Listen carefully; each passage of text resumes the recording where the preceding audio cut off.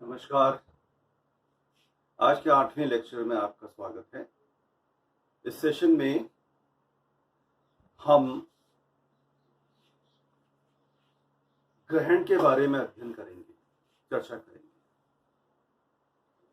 मैं doctor Ajay Kumar Sharma, professor in geography, सम्राट पृथ्वीराज चौहान राजकीय महाविद्यालय अजमेर, जो इस संभाग का सबसे बड़ा, उत्तर भारत का सबसे बड़ा कॉलेज है, जिसकी स्थापना 1836 में हुई थी ब्रिटिश टाइम में।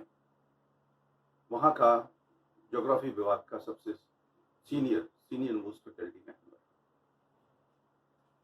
ग्रहण क्या होता है?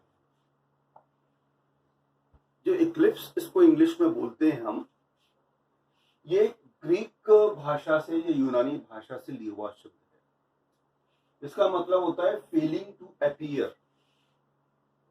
फेलिंग टू अपीयर मतलब सामने आने में असफल हो जाना या छुप जाना। इसको ग्रहण के नाम से जाना जाने लगा। ग्रीक से फिर ये अंग्रेजी भाषा में गया और अंग्रेजी में फिर इसको इक्लिप्स या इक्लिप्सिस दोनों नामों से जाना जाने लगा।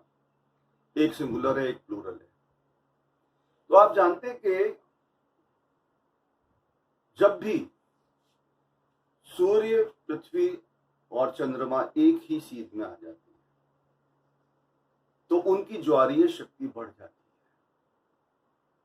और उनकी ज्वारीय शक्ति बढ़ जाने का प्रभाव पृथ्वी पर सर्वाधिक पड़ता है। यहां पर मैंने ये दो डायग्राम बना रखे हैं, आप इससे समझने की कोशिश कीजिए। मैं आपको पास से दिखाता हूं। ये सूर्य ग्रहण की स्थिति है, सोलर इक्लिप्स की स्थिति है। इसमें आप देख रहे हैं कि ये सूर्य की स्थिति है, ये चंद्रमा की स्थिति है और ये पृथ्वी की स्थिति है। तो जब भी चंद्रमा सूर्य और पृथ्वी के मध्य में आ जाता है, बिल्कुल, तो चंद्रमा सूर्य की रोशनी को रोक लेता है। वो पृथ्वी पर नहीं आ पाता। पृथ्वी पर एक शैडो बन जाती है, जिस शैडो को अम्बरा के नाम से जाना जाता है, जो कि फुल शैडो कहलाती है। और जब पार्शली या खंडित होती है, उसे पैनअम्बरा के नाम से जाना जाता है। ये खगोलीय घटनाएं हैं जो पूर्णिमा और अमावस्या के दिन इस प्रकार की स्थिति बनती है, जब सूर्य, चंद्रमा और पृथ्वी एक ही सीध में होते हैं। सूर्य, पृथ्वी और चंद्रमा, इसे सिजिगी के नाम से जाना जाता है। हिंदी में ये उसको बोलते हैं युत और वियुति। और जब सूर्य, चंद्रमा, पृथ्वी एक ही दिशा में होते हैं, यानी कि चंद्रमा बीच में है सूर्य और पृथ्वी के, तो इसे युति कहते हैं। और ये अमावस्या के दिन संपन्न होती है। और जब सूर्य, पृथ्वी और चंद्रमा एक ही सीध में होते हैं, यानी कि सूर्य और चंद्रमा के बीच में पृथ्वी आ जाती है, तो उसको वियुति कहते हैं। ये पूर्णिमा के दिन घटित होती है। सामान्य रूप से आप देखते हैं कि चंद्रमा एक दिन में पृथ्वी का 27 दिन में, 27.5 दिन में एक नक्षत्र मास पूर्ण करता है, यानी कि एक चक्कर लगाता है। और जो संयुक्ति मास जो होता है वो 29.5 दिन का होता है। अब ये 29.5 दिन का क्यों होता है, मैं इसके बारे में आपको बताऊंगा। पहले हम वापस से ऊपर की ओर आते हैं। ये दो टर्मिनोलॉजी मैंने आपको बताई। अम्बरा, अम्बरा means the dark portion of the shadow, कि छाया का जो गहरा अंधेरा वाला पोर्शन होता है वो कहलाता है। ये संपूर्ण होता है। और ये जरूरी नहीं है कि हर पूर्णिमा और हर अमावस्या के दिन ग्रहण हो। जब ये अम्बरा और शैडो पृथ्वी या चंद्रमा पर गिरती है, तभी ये संभव हो पाता है। ये दूसरा टर्मिनोलॉजी है पैनअम्बरा। पैनअम्बरा मतलब पार्शियल शैडो, खंडित या आंशिक, सराउंडिंग टू अम्बरा। खंडित या बहुत ही कम शैडो जो होती है वो आंशिक ग्रहण के रूप में जाना जाता है। अब वापस यहाँ आइए आप ये मैंने सोलर इक्लिप्स की या सूर्य ग्रहण की स्थिति बताई है। अब आइए आप लूनर इक्लिप्स के सामने, यहां पर क्या स्थिति होती है? सूर्य, पृथ्वी और चंद्रमा, यानी कि सूर्य और चंद्रमा के बीच में पृथ्वी होती है और पृथ्वी इस शैडो को ढक लेती है, सूर्य से आने वाली रोशनी को ढक लेती है और पीछे जो शैडो आती है वो चंद्रमा को छुपा लेती है। इसको भी अम्बरा कहा जाता है। जब आंशिक होती है तब ये पैनअम्बरा के नाम से जाना जाता है। तो एक बार वापस से इस चीज को समझने की कोशिश कीजिए कि सूर्य ग्रहण में सूर्य और पृथ्वी के बीच में चंद्रमा आता है और चंद्र ग्रहण में सूर्य और चंद्रमा के बीच में पृथ्वी आती है और ये हर पूर्णिमा और अमावस्या के दिन घटित होने वाली घटनाएं होती हैं, जो कि एक प्रकार से आप कह सकते हैं कि पूर्ण रूपेण खगोलीय घटना है। इसमें किसी भी प्रकार का बाहरी या दैवीय शक्ति का होना आज की तारीख में संभव नहीं है, क्योंकि आज विज्ञान बहुत आगे बढ़ चुका है। और आपको ये जानकर आश्चर्य होगा कि गुप्त काल में, जो कि हमारे इतिहास का स्वर्णीय काल कहलाता है, उस समय एक महान खगोलविज्ञ हुए थे जो गणितज्ञ भी थे, भूगोलवेत्ता भी थे। उनका नाम था आर्यभट्ट। आर्यभट्ट वो पहले विद्वान थे, पहले खगोल वैज्ञानिक थे जिन्होंने सूर्य ग्रहण की और चंद्र ग्रहण की सही व्याख्या की। उन्होंने यही स्थिति बताई कि जब, जिसे इससे पूर्व लोग कहते थे कि राहु केतु का बीच में आ जाना, दो दैत्यों का बीच में आ जाने के कारण से ये होता है और इसका कुछ दूषित प्रभाव हमारी पृथ्वी और जीव जंतु, वनस्पति और मनुष्यों पर भी पड़ता है। लेकिन आर्यभट्ट ने पहली बार इस मिथ को तोड़ा। उन्होंने ये बताया कि ये जो ग्रहण होते हैं, सूर्य ग्रहण और चंद्र ग्रहण, ये किसी राहु केतु के आने से नहीं होते हैं, बल्कि सूर्य और पृथ्वी के बीच में मून आ जाने के कारण से, उनकी शैडो से संभव होता है और सूर्य और चंद्रमा के बीच में पृथ्वी आ जाने के कारण से उसकी शैडो या छाया से ये ग्रहण होता है, जिसे हम सूर्य ग्रहण और चंद्र ग्रहण के नाम से जानते हैं। वे पहले खगोल विज्ञ थे जिन्होंने इस बात को बताया। ये 4वीं शताब्दी की बात है, गुप्त काल की मैं बात कर रहा हूं। तो इस व्याख्या से पूरे धार्मिक क्षेत्र में एक प्रकार से उनका बहुत विरोध हुआ। विरोध इसलिए हुआ कि लोगों की दुकानदारी बंद होने लगी, जो कर्मकांड करने वाले लोग थे उनको बुरा लगा, तो उनका विरोध सर्वाधिक हुआ। एक और घटना बताता हूं मैं कि उन्होंने अपने आर्यभट्टीय पुस्तक में लिखा कि पृथ्वी अचला नहीं है, अचला मतलब स्थिर नहीं है, बल्कि ये चलायमान है।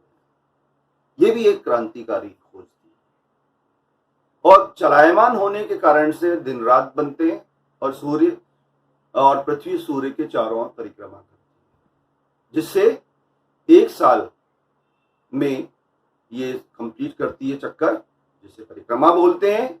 और इसका प्रभाव ऋतुओं के परिवर्तन में होता है, क्योंकि हमारी पृथ्वी 23.5 डिग्री अक्ष पर झुकी हुई है।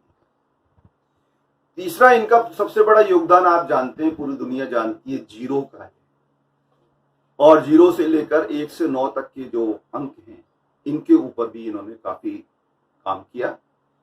चौथा, एक और इनका कंट्रीब्यूशन है कि इन्होंने पृथ्वी के सही गणनाओं को बताया है, पृथ्वी और सूर्य के बीच की दूरियों को बताया है, पृथ्वी और चंद्रमा के बीच की दूरियों को बताया है, जो कि आज के विज्ञान के युग में बिल्कुल सटीक बैठती है। थोड़ा बहुत 0.123 का अंतर आ सकता है, लेकिन वो एक बहुत बड़ा अंतर नहीं है। आप कल्पना कीजिए, ये मैं 4वीं शताब्दी की बात कर रहा हूँ, 4th AD की बात कर रहा हूँ, जब ये घटनाएं घटित हुई थी, जब ये खोज की गई थी। तो हमारे समाज में उनका बहुत विरोध हुआ। मैं उन आर्यभट्ट को जितना मैंने पढ़ा है, तो वे क्रांतिकारी खगोलविज्ञ, गणितज्ञ और वैज्ञानिक थे। उन्होंने पूर्व के जो रूढ़ियां थी उनको तोड़ने का प्रयास किया, और तोड़ने का प्रयास किससे किया? विज्ञान की रोशनी में तथ्यों को लाकर। तो विज्ञान की रोशनी में तथ्यों को लेके आया और पूर्व में होने वाली अवधारणाओं को या रूढ़ियों को तोड़ने का प्रयास किया। इसलिए रूढ़ियों के दम पे जिनकी रोजी रोटी चल रही थी उनको बड़ा बुरा लगा कि ये कैसे संभव है। ये कल का छोरा, आपको जान के आश्चर्य होगा कि मात्र 23 साल की उम्र में, मात्र 23 साल की उम्र में आर्यभट्ट ने अपनी पुस्तक आर्यभट्टी कंप्लीट कर दी। आज 23 साल के युवा से कुछ कहा जाए तो वो कहता है कि मैं तो अभी, उसके माँ बाप ही बोल देते मैं तो अभी बच्चा हूं, छोटा हूं, ना समझ हूं, कुछ जानता ही नहीं हूं। लेकिन आर्यभट्ट इतने बड़े विद्वान थे कि सिर्फ आर्यभट्टी ही नहीं, उसके अतिरिक्त भी उन्होंने काफी कुछ लिखा, कुछ लेख भी लिखा, एक पुस्तक भी लिखी। लेकिन उनका विरोध इतना अधिक हुआ कि उसके कारण से उस साहित्य को या तो हटा दिया गया या मिटा दिया गया, जला दिया गया। लेकिन जितना भी उनके शिष्यों के द्वारा मिला आर्यभट्टी के बारे में, उनको संकलित करके उन्होंने समाज के सामने रखा और एक दुनिया में एक क्रांति लाने का प्रयास किया कि पृथ्वी स्थिर नहीं है, अचला नहीं है, ये चलायमान है। और पृथ्वी ही नहीं, जितने भी आकाशीय पिंड हैं वो स्थिर नहीं है, वो चलायमान है। उन्होंने आर्यभट्टी को 4 खंडों में विभाजित किया, जिसमें चौथा खंड जो है वो गोलपाद का है, मतलब खगोलीय पिंडों और जितने भी गोल खंड हैं, जितने भी गोल सेलेस्टिकल राउंड बॉडीज हैं, उनका है। तो इससे एक बात तो साबित हो रही है कि वेदों में भी और बाद में विद्वानों के काम में भी ये बात उभर के आई कि पृथ्वी गोल है, चपटी नहीं है। हमारे भारतीय साहित्य में हमेशा पृथ्वी को गोल माना गया है, गोलाकार आकृति वाला माना गया है, इसे चपटा नहीं माना गया है।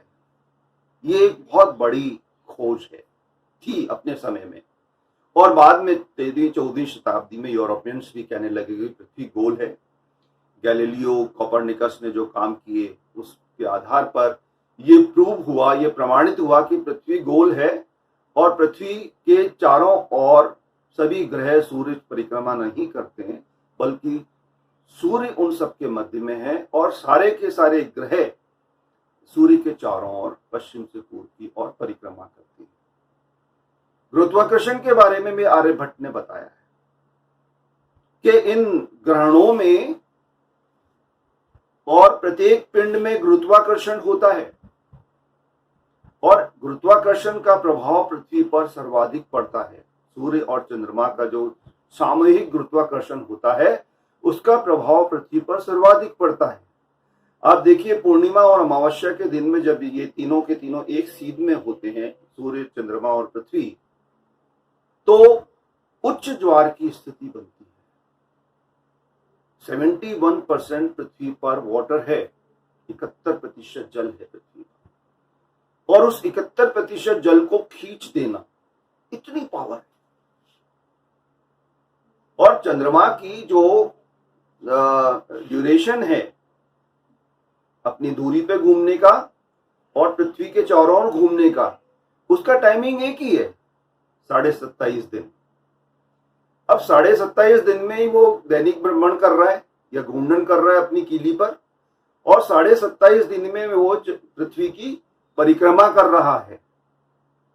तो टाइमिंग एक होने के कारण से हम कभी भी चंद्रमा का पिछला भाग नहीं या पीछे का भाग, डार्क साइड वाला भाग नहीं देख सकते।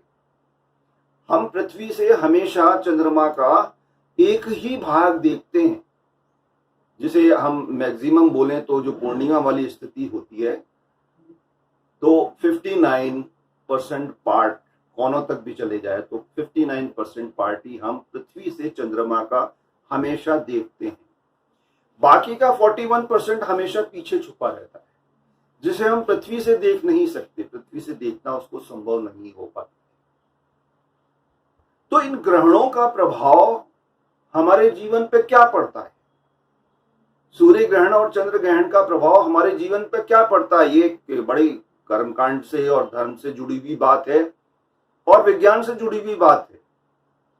मिथ तो टूटे हैं, रूढ़ियां तो टूटी हैं।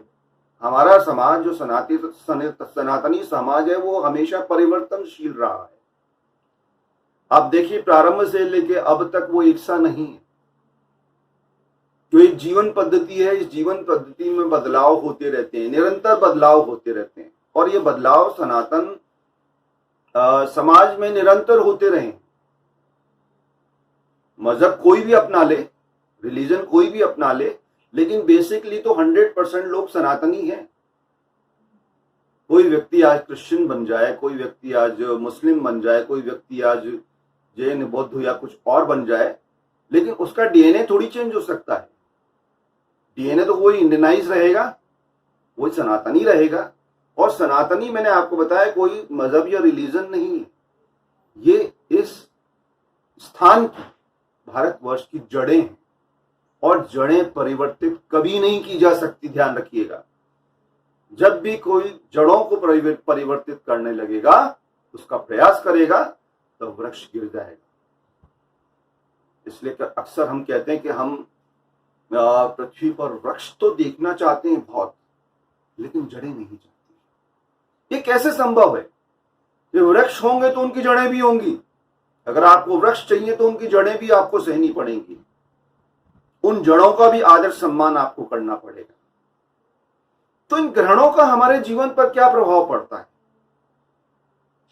कुछ तो मैंने आपको बताया कि गुरुत्वाकर्षण और ज्वार शक्ति के रूप में जो होता है, क्या हमारे जीवन पे भी इनका कोई प्रभाव पड़ता है? ज्योतिष कहते हैं कि पड़ता है, और ज्योतिष आप जानते हैं बहुत बड़ा विज्ञान है। और इस विज्ञान को बाद में कुछ लोगों ने अधूरे ज्ञान से भी प्रस्तुत करने का प्रयास किया, जिससे इसकी सही व्याख्या वे लोग नहीं कर पाए। लेकिन जिनको ज्योतिष का पूर्ण ज्ञान था, इसका मतलब है उनको खगोल का भी ज्ञान है, उनको भूगोल का भी ज्ञान है और उनको आकाशीय पिंडों की चालों का भी ध्यान है। तब जाके संपूर्ण ज्योतिष शास्त्र या ज्योतिष विज्ञान बनता है, अधूरा नहीं। फिर हमारे जीवन पर इसका प्रभाव आप देखें तो आपने देखा होगा, जब सूर्य ग्रहण होता है तो वैज्ञानिक कहते हैं कि आप नग्न आंखों से सूर्य ग्रहण को ना देखें, क्योंकि ये आपकी आंखों के लिए नुकसानदायक हो सकता है, आपके कोरोनों को डैमेज कर सकता है, आपकी जो दृष्टि है उसको डैमेज कर सकता है। तो इन दोनों स्थिति में, सूर्य ग्रहण और चंद्र ग्रहण की स्थिति में, कुछ जैविक परिवर्तन होने की बात वैज्ञानिकों ने की है। अब इस पे और भी रिसर्च चल रही है, लेकिन मैं ये कहूंगा एक भूगोलवेत्ता या भूगोल का विद्यार्थी या शिक्षक होने के नाते कि ये आर्यभट्ट ने भी इसको कहा कि ये सामान्य खगोलीय घटना है। असंख्य खगोलीय घटना हमारे इस ब्रह्मांड में हो रही है, हमारे सौर ग्रहण में हो रही है, हमारी पृथ्वी और आसपास के ग्रहों के बीच में हो रही है, हमारी पृथ्वी और चंद्रमा के बीच में हो रही है। तो इनका कुछ का प्रभाव निश्चित रूप से हम पर पड़ता है। हम माने ना माने या ना माने, लेकिन इनका प्रभाव आंशिक या ज्यादा रूप से हमारे पर पड़ता है, क्योंकि हमारी बॉडी में भी लगभग 80% के करीब लिक्विड पोर्शन है, वाटर है। तो जब वो 70% इतने बड़े जल को खींच सकता है, तो हमारी बॉडी के भी इस लिक्विड पोर्शन को प्रभावित कर सकता है। हमारे ब्रेन को, हमारी बॉडी सिस्टम को भी, हमारे नर्वस सिस्टम को भी प्रभावित कर सकता है। ऐसी कई रिसर्च भी हुई है, खोज भी हुई है, जिनके आधार पर यह परिणाम सामने आए हैं कि मनुष्य पर इन आकाशीय पिंडों की स्थिति, इनकी चमक और इनके मूवमेंट का, इनके गति का प्रत्यक्ष और अप्रत्यक्ष प्रभाव पड़ता है। तो मैंने आज आपको ग्रहण के बारे में बताया कि सूर्य ग्रहण और चंद्र ग्रहण क्यों होता है। सूर्य, पृथ्वी और चंद्रमा जब तीनों एक ही लाइन में होते हैं, जो सुजुकी या युग और व्युति नाम से जाना जाता है, तब इनका प्रभाव सर्वाधिक पड़ता है। तो आज के लिए इतना ही। मैं आपको एक छोटा सा सूर्य ग्रहण और चंद्र ग्रहण से संबंधित वीडियो भी बता रहा हूं, उसको ध्यान से देखिएगा कि सूर्य, चंद्रमा और पृथ्वी की स्थिति किस प्रकार से चेंज हो रही है, किस प्रकार से अम्रा और पैन अम्रा की स्थिति बदल रही है और किस प्रकार से सूर्य ग्रहण और चंद्र ग्रहण संपन्न हो रहा है। बहुत बहुत धन्यवाद। Thank you very much.